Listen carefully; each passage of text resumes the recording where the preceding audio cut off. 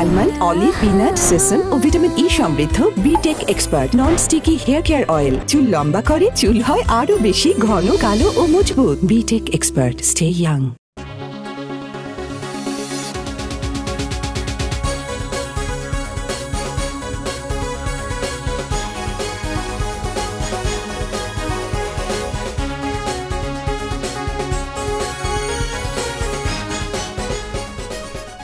প্রিয় দর্শক, আপনাদের সবাইকে সাদর আমন্ত্রণ জানাচ্ছি Bitek expert hair care oil আমার আমিতে। আমি সারিকা।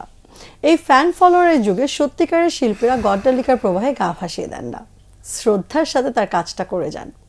এমনই একজন শিল্পী আজকে আমার আমির অতিথি, যিনি বহু বছর ধরে অভিনয়, মঞ্চে অভিনয় এবং নির্মাণের কাজ করে আসছেন একাগ্রতার সাথে। প্রিয় দর্শক, আমাদের সাথে উপস্থিত আছে আমাদের সবার প্রিয় অভিনেতা রওনক হাসান। কেমন আছো ভাইয়া? ভালো আছি, আলহামদুলিল্লাহ। ভালো আছো? তোমাকে দেখে ভীষণ ভালো লাগছে। তোমাকে দেখে অনেক ভালো লাগছে। You look much more younger, মানে হোয়াটস দ্য সিক্রেট? মানে আগে থেকে অনেক বেশি ফিট লাগছে। আর তোমার চোখ পক্ষপাত দুষ্ট। ও তাই কি? আচ্ছা ভাই, যদি জানতে চাই সম্প্রতি কি নিয়ে ব্যস্ততা চলছে? এই মুহূর্তে আমি নতুন একটি চলচ্চিত্রের সঙ্গে যুক্ত হতে যাচ্ছি। বাহ, চমৎকার। তো সেটার প্রস্তুতি পর্ব চলছে। আচ্ছা, তো সেটা কি, সেটা নিয়ে কি আমরা আরো কিছু জানতে পারি? না, এটি এখনো বলা যাচ্ছে না। আর এটা টপ সিক্রেট আপাতত, মানে আপাতত বলা যাবে না বলেই বলতে পারছি না। তবে আমার সামনে 3টি চলচ্চিত্র নির্মাণ সম্পন্ন হয়েছে, খুব শীঘ্রই মুক্তি পাবে। সো 3টা হচ্ছে শরাফ আহমেদ জীবনের চক্কর 302, সোহেল রানা বয়াতির নয়া মানুষ, আর আকরাম খানের নকশি কাঁথার জমিন। আচ্ছা, সবগুলোতে তুমি অভিনয় করছো। আচ্ছা ভাই, তো তোমার কি চলচ্চিত্র নির্দেশনার কোনো ইচ্ছা আছে কিনা? কারণ তোমার নির্দেশনায় খুবই জনপ্রিয় একটা সিরিয়াল আমাদের বাংলা ভিশনে চলেছে। সিনেমা বানানোর ইচ্ছে তো অনেকদিন ধরেই। তো এবার আমি 4র্থবারের মতো অনুদানের জন্য একটি পাণ্ডুলিপি জমা দিয়েছি। দেখা যাক, যদি পাই তাহলে হয়তো খুব শীঘ্রই নির্মাণ হবে, আর না হলে টাকা জোগাড় না করা পর্যন্ত সিনেমা বানানো যাবে না। তার মানে কি আমরা ধরে নিতে পারি যে তুমি যে সিনেমাটা আসলে নিজে ডিরেকশন দিতে চাও, সেটার গল্প কাহিনী সবকিছু তোমার মাথায় অলরেডি রেডি আছে? মাথায় না, সব লিখিত এবং সমস্ত কিছু প্রস্তুত আছে, শুধু টাকা হলেই আমি এখন বানাতে পারবো। সেটার প্রস্তুতি কতদিন যাবত নিয়েছে? এটা গল্পটা ভেবেছি 3-4 বছর ধরে, 1 বছর ধরে লিখেছি। তো দেখা যাক। আচ্ছা, যদি লেখালেখির কাজে আসে, আমরা নির্দেশনা নিয়ে আসলে আরো কথা বলবো, ডিরেকশন নিয়ে আরো ডেপথে যে আমরা কথা বলবো, কিন্তু তার আগে যদি লেখালেখির প্রসঙ্গটা আসলে এটা একটু টাচ করে যেতে চাই।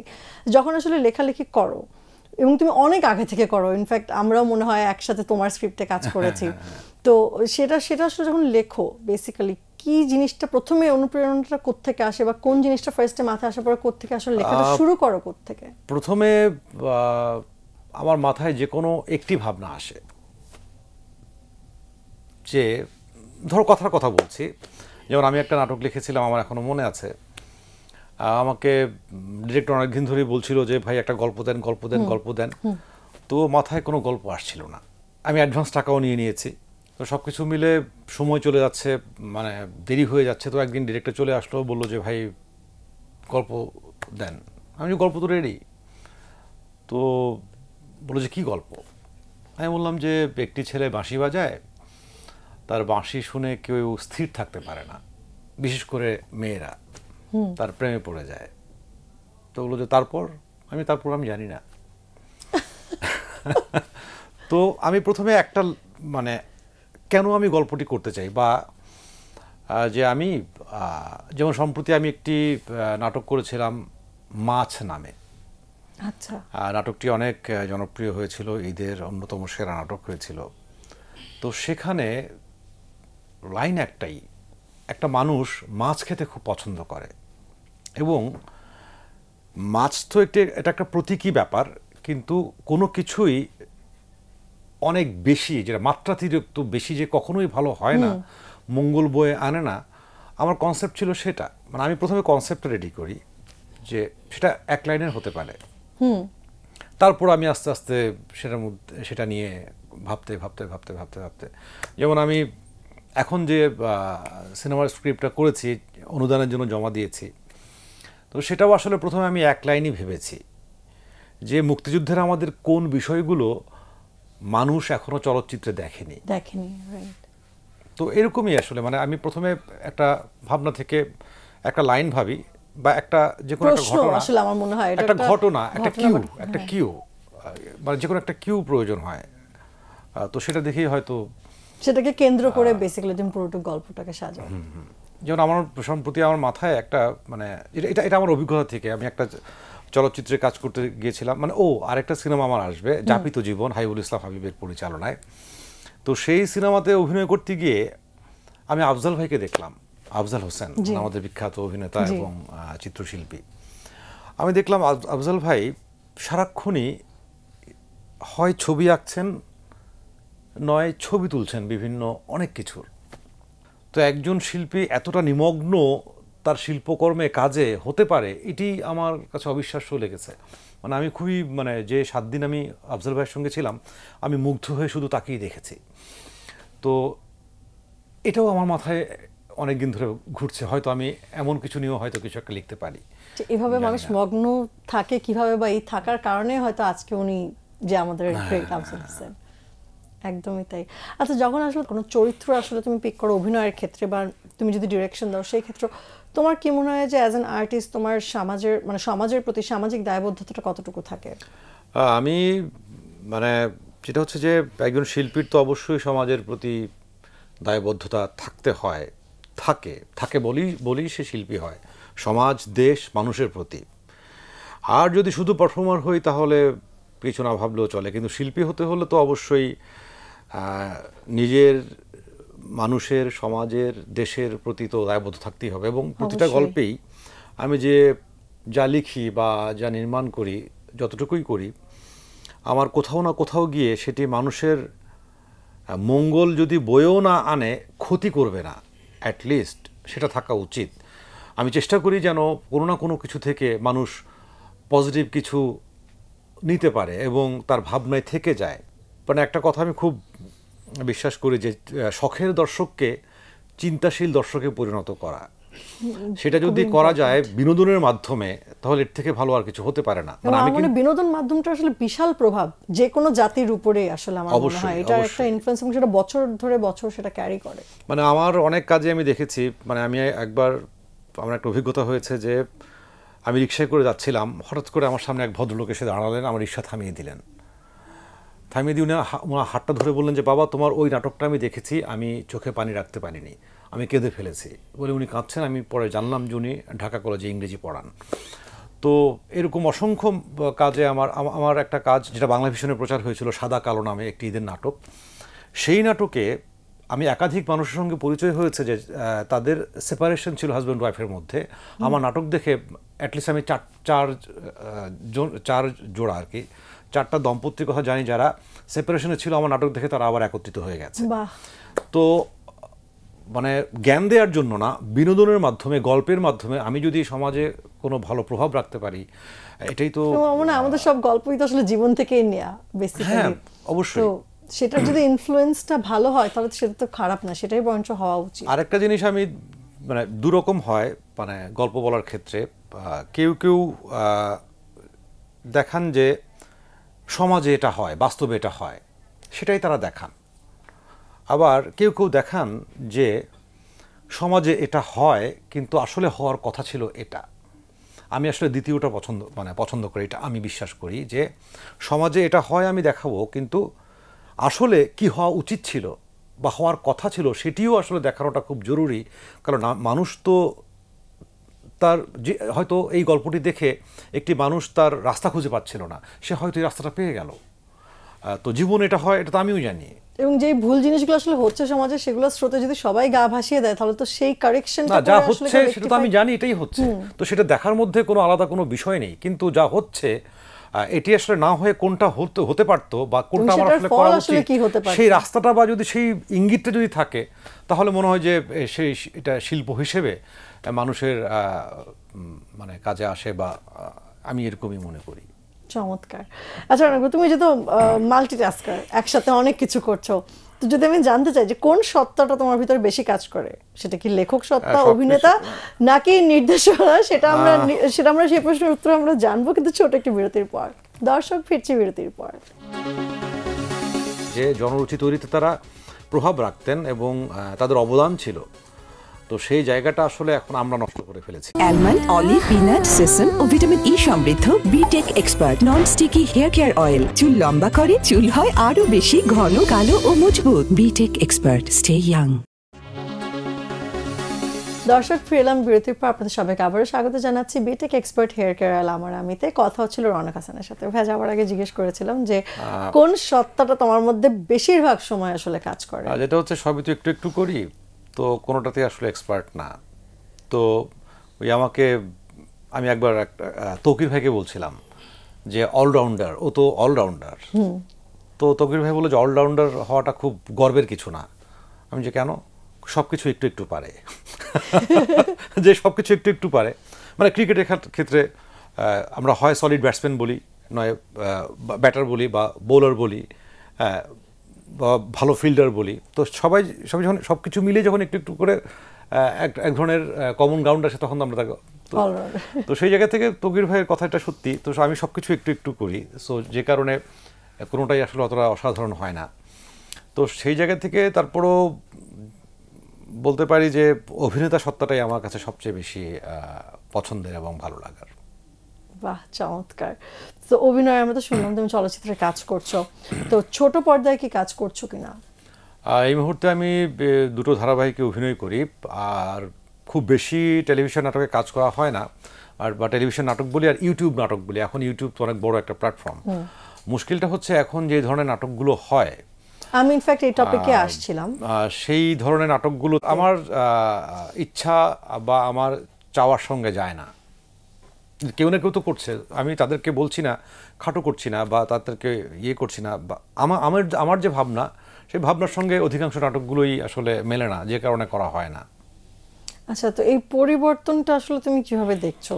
এই যে নাটকের স্রোতে বা ধারায় যে একটা বড় পরিবর্তন এসেছে এই ইউটিউব আসার পরে, বা মানুষের রুচির জায়গা থেকে যদি আমি বলি, দর্শকের ম্যাক্সিমাম যেগুলো ভিউ কেন্দ্রিক হয়ে গেছে, তো এই বিষয়টাকে আসলে তুমি কিভাবে দেখছো? ভিউ তো আসলে খারাপ কিছু না, মানুষ দেখে বলেই তো সেটার ভিউ হয়, সো এটাকে খারাপ চোখে দেখার কিছু নেই। কিন্তু মানে একটা সময় ছিল যে শিল্পী সাহিত্যিকরা জনরুচি তৈরি করতেন, মানে সাধারণ জনগণের রুচির মানদণ্ডটা তৈরি হতো শিল্পী সাহিত্যিকদের লেখায়, শিল্পকর্মে, অভিনয়ে, নির্মাণে মানুষের রুচির উন্নতি হতো। তো এখন যেটা হয়েছে যে সাধারণ দর্শকের রুচি অনুযায়ী শিল্পী নির্মাতারা বানাচ্ছেন। তো এটা হচ্ছে যে মানে উল্টে গেছে আর কি পুরো বিষয়টা। তো এটাই হচ্ছে আফসোসের জায়গা। কিন্তু আমার কথা হচ্ছে যে মানে আগে যেটা ছিল, এটা আমাদের পূর্বসূরীরা করেছেন, আমাদের অগ্রজ যারা, তারা কিন্তু সেই কাজটি করতেন যে জনরুচি তৈরিতে তারা প্রভাব রাখতেন এবং তাদের অবদান ছিল। তো সেই জায়গাটা আসলে এখন আমরা নষ্ট করে ফেলেছি। এটা আমি আমাদেরকেই দায়ী করব, আমি বা আমাদের জেনারেশন বা আমাদের পরের জেনারেশন, আমরা সেটাকে নষ্ট করছি। সেটা শিল্পী হোক, সাহিত্যিক হোক, লেখক হোক, নির্মাতা হোক, যেই হোক। আচ্ছা, তো যেহেতু আমি একটু জানতে চাই, তুমি যেহেতু সংগঠনেও আছো, সেক্রেটারি পদে, এটা নিয়ে কি কেউ কোনো কাজ করছো কিনা, বা এটা নিয়ে আসলে কে কতটুকু সিরিয়াস, যে বিষয়টাকে আবারও আমাদের পূর্বজনেরা যেভাবে করতেন সেই জিনিসটাকে সেখানে আবার ফিরিয়ে নিতে হবে, এটা নিয়ে কতটুকু কেউ আগ্রহী? যেটা হচ্ছে যে মানে আমরা একাধিকবার আমরা চেষ্টা করেছি, আমরা বসেছি অনেকের সঙ্গে, অনেককে বলেছি যে এই ধরনের কাজে অভিনয় না করাই মনে হয় ভালো। মানে আমি যেমন যেটা বলি যে আমি এমন কিছুতে অভিনয় করব না যেটি আমার সন্তান পরবর্তীতে দেখে লজ্জা পায় বা অস্বস্তি বোধ করে বা এরকম কিছু হয়। তো যেহেতু বাংলাদেশের আইনে কোনো বাধা নেই, যদি রাষ্ট্রীয় আইনে কোনো বাধা না থাকে, তাহলে তো আমি কাউকে বাধ্য করতে পারবো না যে তুমি এই কাজটি করবে না। যদি আইন বিরুদ্ধ হয় তখন আমি বলতে পারি যে এটা বেআইনি, তুমি এটা করবে না। কিন্তু আমার রাষ্ট্রের আইনে যদি কোনো রকম অপরাধমূলক কিছু না হয়, আমি কাউকে বলতে পারি না যে তুমি এই কাজটি করবে না। তো সুতরাং সেই জায়গা থেকে আবার আমি সেন্সরের পক্ষেও না, সব কিছু উন্মুক্ত হওয়া প্রয়োজন। যেমন মানে আমার কাছে মনে হয় যে বেঁধে দিলে আসলে শিল্পের ক্ষতিটা হয়। মানে আমি একটি খারাপকে বাঁধতে গিয়ে হয়তো দেখা গেল যে অনেকগুলো ভালো কিছুকে আটকে দিচ্ছি। আটকে দিচ্ছি। তো সেই জায়গা থেকে আমার কাছে মনে হয় যে আমাদের সংস্কৃতিটা উন্মুক্ত হওয়া প্রয়োজন, এবং ভালো জিনিস যেটা ভালো সেটা সবসময় থেকেই যাবে, আর যা মানে খারাপ মন্দ তা ওই ফ্লাশ হয়ে যাবে, ফ্লাশ হয়ে সুয়েজ দিয়ে বেরিয়ে চলে যাবে।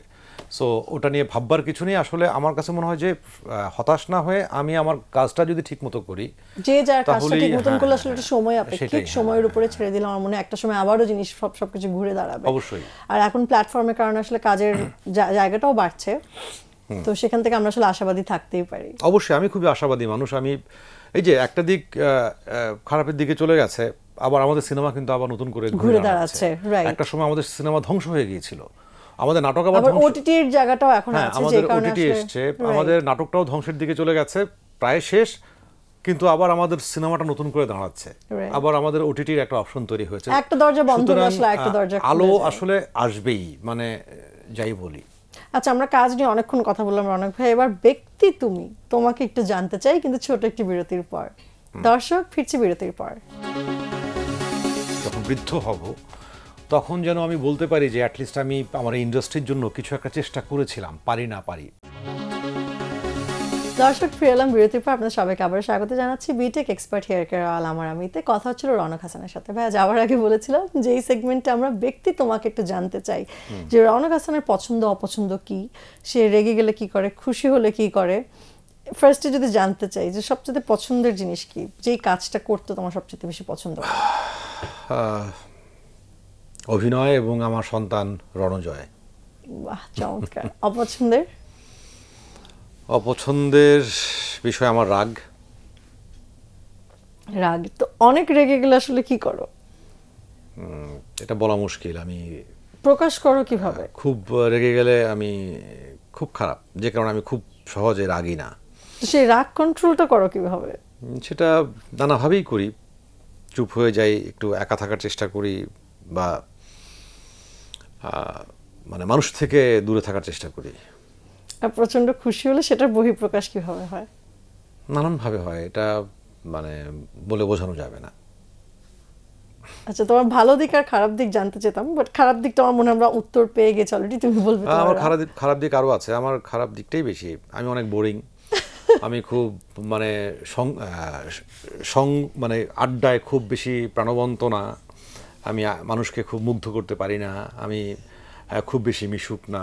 আমি এগুলো কি তোমার আক্ষেপ নাকি তোমার মনে হয়? না, এটি সত্য। মানে আমি আমার নিজেকে খুব বেশি সামাজিক মনে হয় না, খুব অমায়িক মনে হয় না, খুব মিশুক মনে হয় না। আমার কাছে মনে হয় যে আমি খুব বোরিং একজন মানুষ অন্য মানুষদের কাছে।